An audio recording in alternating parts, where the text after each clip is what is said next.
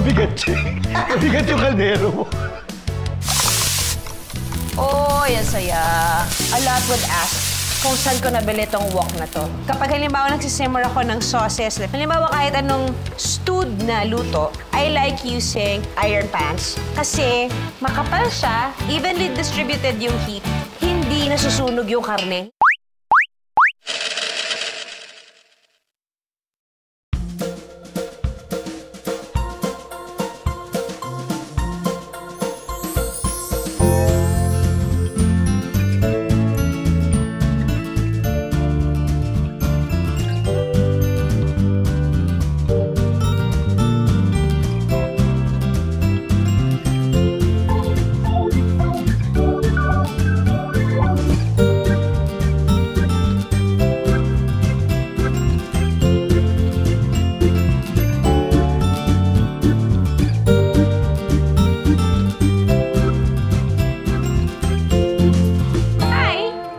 Judy's Kitchen.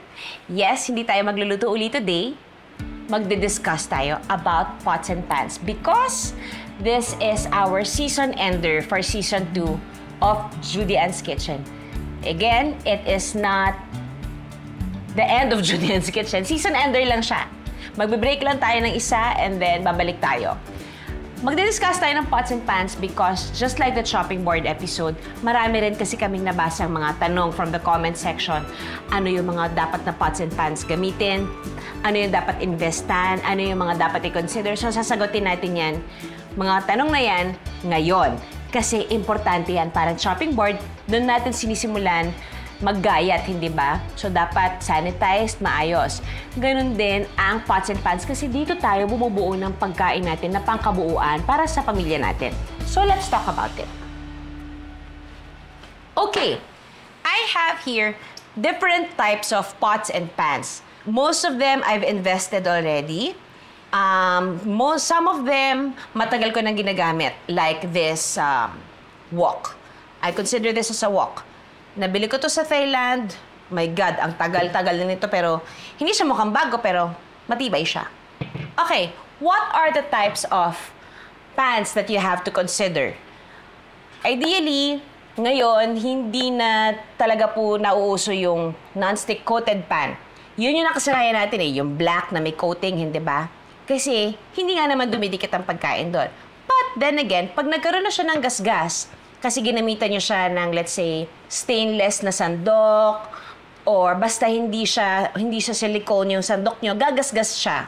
Pag gumasgas na siya, yung coating niya mawawala, or magagasgas. Pag yung coating niya nasimulan ng masira, may posibilidad na humalo siya sa pagkain ninyo. Yung particles nun, yung small particles nun, sasama yon sa pagkain ninyo. And you don't want that kasi maaari po kayong magkasakit. Hindi naman agad-agad na pag nakain mo siya, gano'n ka na. No. So, in my opinion, these are the healthiest pans to use. One is, invest in a good cast iron pan. They have different sizes. You just have to clean this properly. And every time na bagong hugas siya, you have to coat it with oil para hindi siya kakalawangin. Importante po yan. Do not use steel brush when you're cleaning this kasi ayaw nyo rin naman siyang magasgas. Though, pwede nyo itong ipang-sapak sa magnanakaw. Doy, promise. Sa hospital siya dadamputin kung hindi sa presinto. Sure na sure ako dyan. At matagal na to sa akin. I love this. And then, I also have the stainless steel. This is also good. Sabihin nyo, nako, ang hirap magluto ng itlog dyan kasi hindi siya non-stick, didikit. Yes, may posibilidad na dumikit kapag prinito nyo yung itlog nang hindi pa mainit yung mantika. So, tip is, painitin nyo muna yung kawali or yung pan, lagay nyo ng mantika, pag mainit na yung mantika, tsaka nyo siya ilagay. Then, ang bongga pa doon, magkikrisp yung edges ng itlog nyo. You have to try it bago nyo sabihin, ay hindi, sure ako didikit yan eh. So, gawin nyo muna yung sinabi ko proseso. Pag dumikit pa rin, di dumikit pa rin. Sorry na, hindi. Promise yan, gawin nyo lang muna yon. Then, next is ceramic coated. I love this. I invested in this pots and pans by Stanley Tutsi because it's green pan. Very environmentally friendly, very good for our health, And mabigat siya. Gusto ko ng mabigat na kaldero o kawali o pan. Kasi alam kong kahit anong halo ang gawin ko sa kanya, hindi siya uusog sa sa kalan ko. And importante yun kasi yung heat niya distributed evenly. Ngayon kung usog siya ng usog, edi parang nawala na rin ng saysay yung pag-distribute ng heat niya, diba? Kaya siya mabigat. And I like it. Now, isang tanong na nakuha ko, ano po ba ang mga basic pots and pans na kailangan kong bilhin kung gusto kong magsimulang magluto? Okay, in my opinion lang po, I would recommend a good frying pan that's fit for your family. If you're a family of 3, carry na to. Same with a family of 4. Okay na rin to kung hindi naman kayo maramihan magluto. Invest in a good frying pan. Probably also a saucepan. Kasi pag medyo may lalim yung pan ninyo ng ganito, pwede na kayong gumawa ng mga saucy na mga ulam dito. Or you can actually build your pasta already here. From dito nyo nalutuin yung sauce ng pasta, dito na rin ilagay yung cooked pasta. So, it's like a one-pot meal. Okay din siya. I like a good wok. Why a wok? Bakit wok ang nire-recommend ako for a basic set of beginner's pot and pans? Kasi ang wok, pwede na kayo mag-deep fry sa kanya, pwede rin kayo mag-prito dito, pwede rin kayo maglaga. Marami naman talaga kayong magagawa sa wok. Hindi lang naman siya basta pang deep fry lang. It's actually, for me, it's an all-around kaldero. Diba? Tapos, hindi naman ito mahal, pero matagal nyo siyang magagamit. So, I bought this in Bangkok, in Chatuchak. Worth it din siyang ibiyahe pa uwi, ha? Kasi ang tagal talaga nyo yung magagamit nito. So, what do you have to add? Ano yung mga kailangan nating idagdag? Eventually, invest in good pots and pans. Like, I've invested in some pieces of Le Creuset because these are really good for mga big batches of stewing kasi nga evenly distributed yung heat. Matagal din siya magagamit. Nagkaapo ka na sa tuhod, buhay pa rin siya. So, maganda siyang ipamana. Not only that, matagal talaga ang ibibigay niyang serbisyo sa'yo. Totoo yan. This has been with me mula nung nagsimula ang Judy's Kitchen. Mukha pa rin siyang bago. And mind you, hindi ko to binili ng original price. Nakakita ko ng Le Creuset na branch sa isang factory outlet na may 40% off, tapos pag turista kami, 20% off. Eh, day, ang laki ng mura ko. Napamahal na lang ako nung pinabox ko na pauwi. Kasi nga, ang bigat.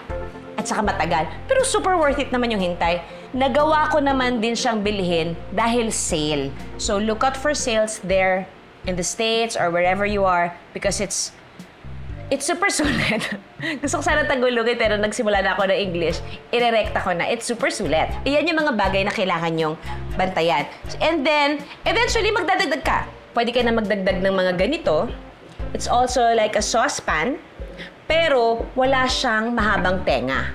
Wala siyang handle na ganito. Ito lang siya. And you can also use this as a serving platter already.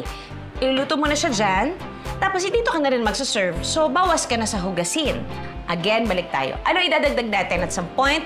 Pagka medyo nagka-bonus or pag halimbawa may nagtanong na kaibigan o halimbawa boyfriend o asawa, anong gusto mo sa Pasko?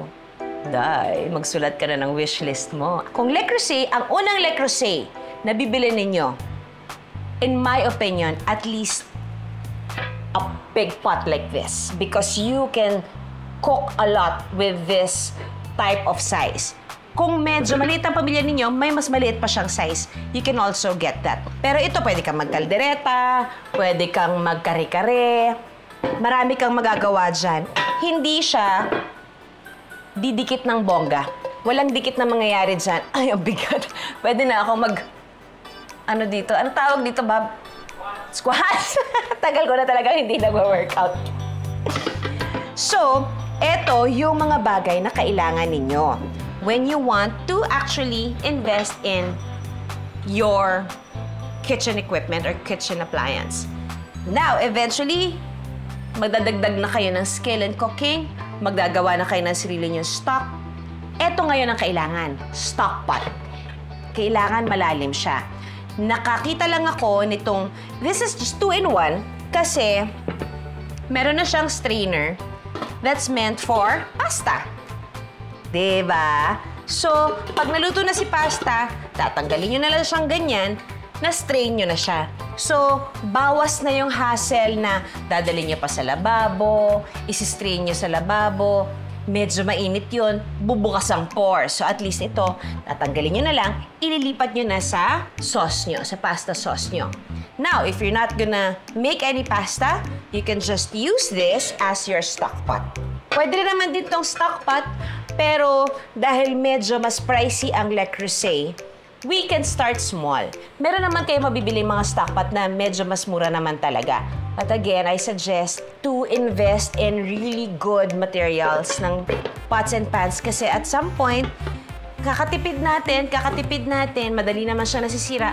Bili tayo ng bili ng mura, hindi ba? Eventually, hindi nyo napapansin, napapagastos na rin kayo ng malaki kasi madaling masira, natatanggal yung handle, manipis, nabibingkong kaagad. So, para isang gastusan na lang, pag-ipunan natin, or hingin natin regalo, or pwede naman ding installment, basta please invest in good pots and pans, some pots and pans na hindi makakasama sa kalusugan ninyo, kasi iyon talaga yung magpapa-inspire sa inyo to learn to cook some more and to be adventurous in cooking. Before you know it, nakompleto nyo na yan, happy kayo kasi marami na kayong natutunan, and at the same time, tama yung investment na ginawa ninyo. Kanya-kanya tayong kending pagdating sa investments. Some invest in bags, some invest in clothes, in shoes, in trips. We also do that. But mostly, I invest in kitchen appliance and kitchen equipment. I'm being practical.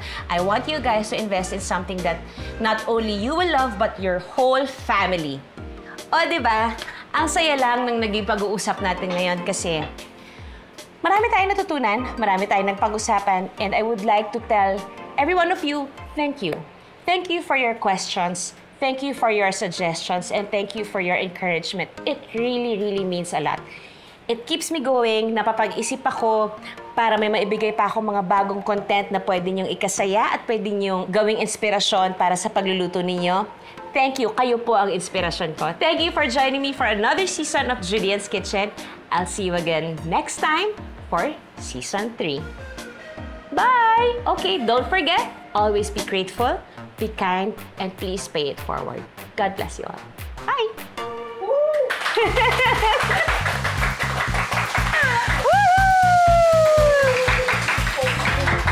Bigyan. Kung gawin niyo muna yung sinabi kong proseso. It is a wrap for Season 2!